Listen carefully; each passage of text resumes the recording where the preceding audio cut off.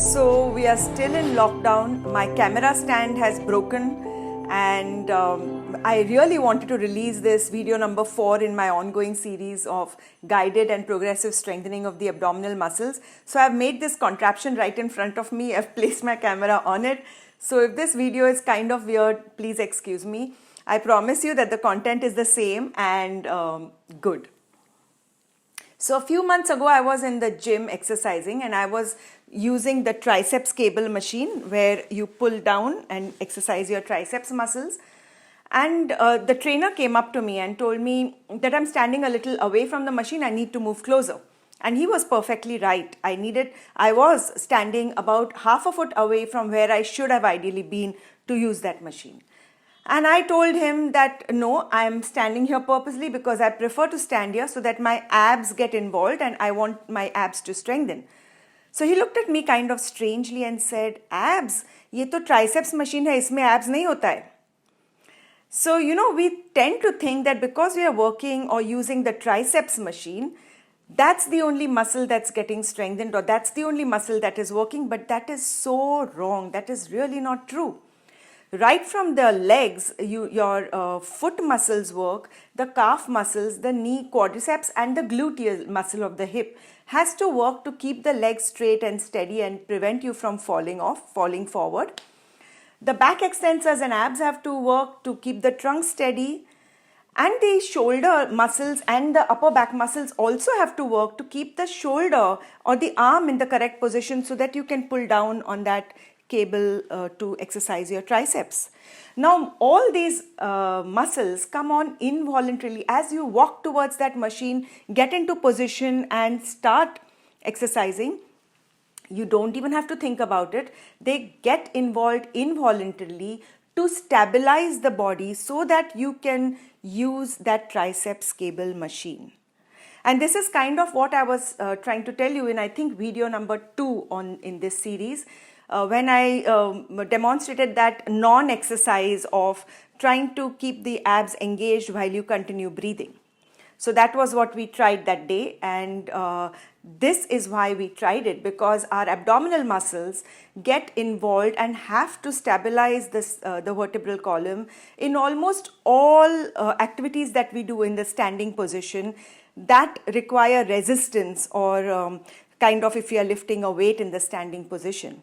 They need to get involved and brace that core so that the spine is stable and safe.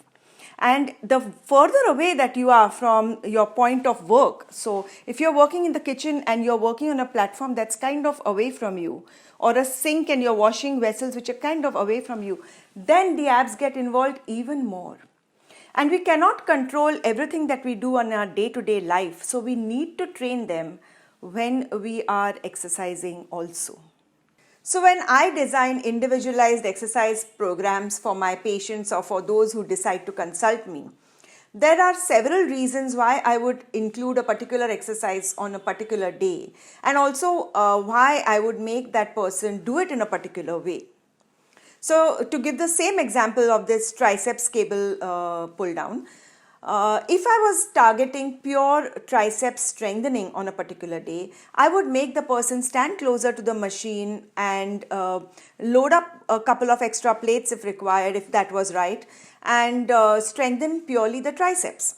But in the same session, on the same day, in another set or on another day, if I choose to, I might make that person stand half a foot away from that cable, reduce the weight a little bit and make that exercise slightly more functional, training the person to use the abdominal muscles to sort of brace the core and also to use the back extensors in a safer and better way.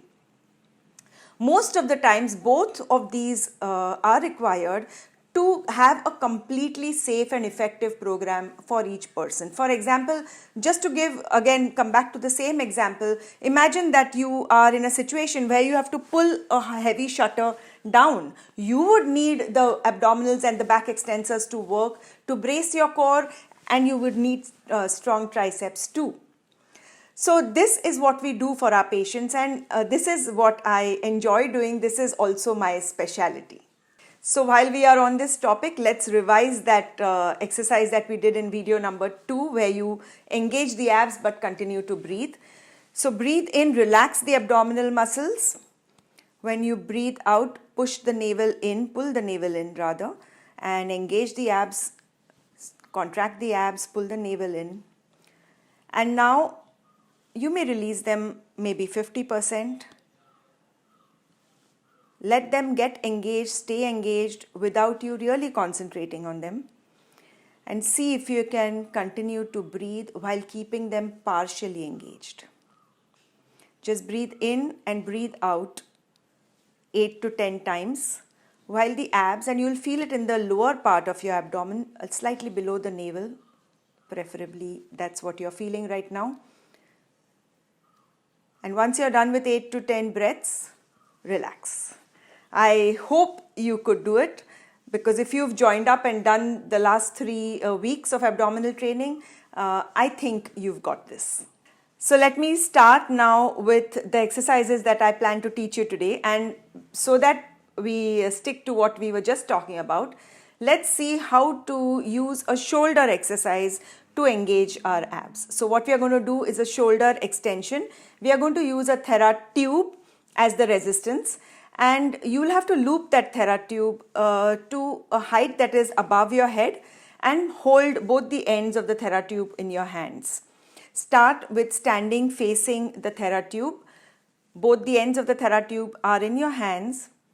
Your hands are ahead of your body and just little below your shoulder level.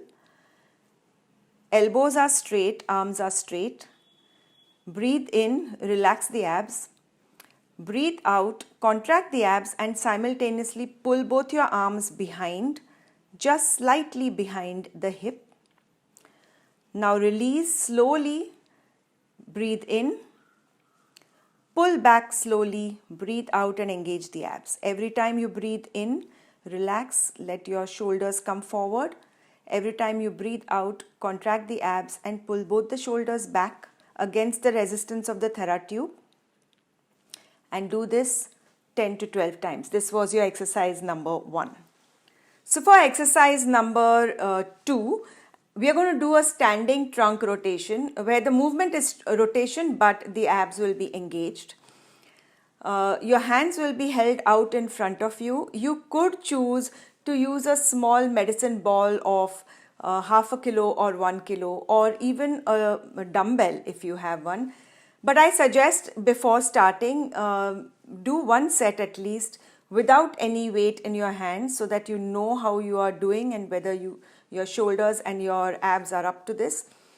I will not be using any weight in my hand because I don't have one right now, because we are still in lockdown and I do not have any equipment at home. So I'll be doing it without weight, and I suggest you try it that way too initially. So stand straight and hold your hands out in front of you. Clasp both of them together and they should be slightly below shoulder level. Engage your abs like I have shown you just before we started these exercises. Breathe in, relax, breathe out, pull the navel in, engage the abs, relax them slightly but keep them engaged. And now you will start this exercise. Just slowly rotate your trunk first to one side, back to the center, slowly all the way to the other side, back to the center, and continue. To the right,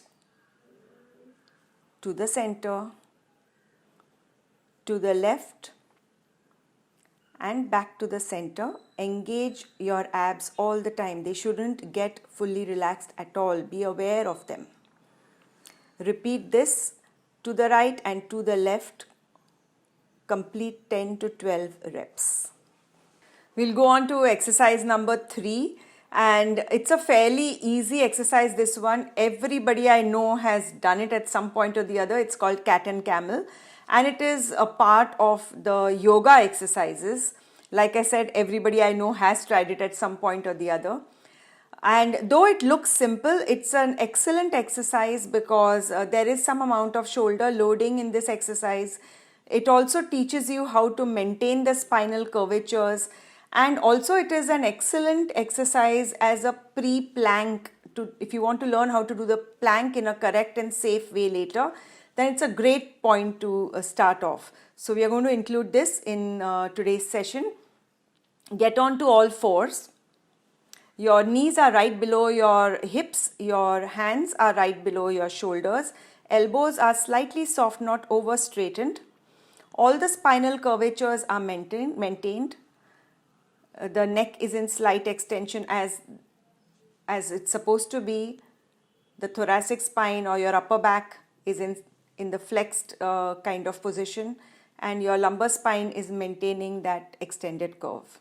All the natural curves. Stay there for a few seconds and then begin.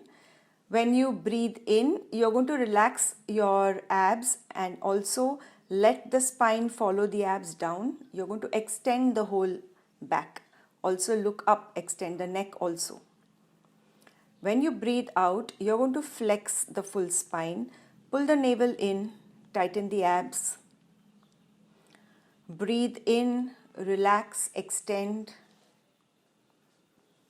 Breathe out, contract the abs, pull the navel in and flex the spine. And repeat this with full concentration, 10 to 12 reps. This next exercise is lying down on your back. You can lie down on the bed or a mat on the floor. And it is a small curl up with side bends. So lie down in a comfortable position. Both the knees are bent. Both the feet are flat on the floor. Your hands are lying next to you. Breathe in, relax the abs. Breathe out, contract the abs. Pull the navel in. Raise your head and shoulders slightly like we learned last time. And then slowly relax. Breathe in and relax. Lie down again. For this next, when you do the next step, what you're going to do is do the same curl up that we learned, but stay there in that position and now stretch out with side bends, one hand to the same foot and then the other hand to the other foot. So you're going to add side bends to that curled up position. Okay, we'll try that again. So right now you're flat, relax, breathe in.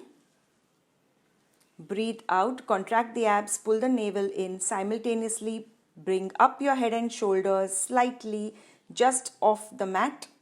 Stay in that position. Do a side bend, right hand reaching out to the right foot. Release, come back to the center, left hand reaching out to the left foot. Back to the center, right hand to right foot.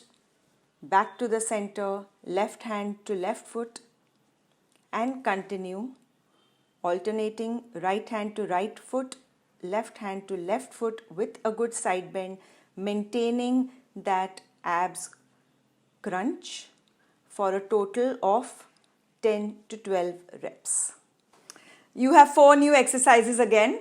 What I want you to do this time is do these 4 from video number 4 on alternate days, and continue doing the ones from video number 3, which were also 4, do them on the other days. I'm going to give you a break from this abdominal series for 10 days because I think we are going too fast, and you will see better results if you stay with these exercises for a little bit longer. So I'm going to give you a 10-day break. Do the video number 4 on 5 days, and the other 5 days continue with video number 3. Do all the exercises 10 to 12 reps each and 3 sets each. Do them either together, all of them together, all the 3 sets together, or spread them throughout the day. The choice is yours. If you haven't listened in before and you want to continue, start off with this ab exercise series, I'm going to link all the other videos here. You can go back and refer to them. You can also share them with your friends and family. And please remember, like always, I'm going to again warn you that this advice is only general. It's not specific for you. If you need more specific help, please go and meet a physiotherapist, or if you choose to consult me, you could do that too. I'm Harshada Rajadhaksha from Prakriti Sports Science and Physiotherapy Clinic. I will continue with this series on abdominal strengthening after 10 days, but obviously I think I'll release another video in between on another topic. See you then. Please do follow us on Instagram and Facebook, and please do subscribe to our YouTube channel. I'll leave all the links here. Thank you and stay safe.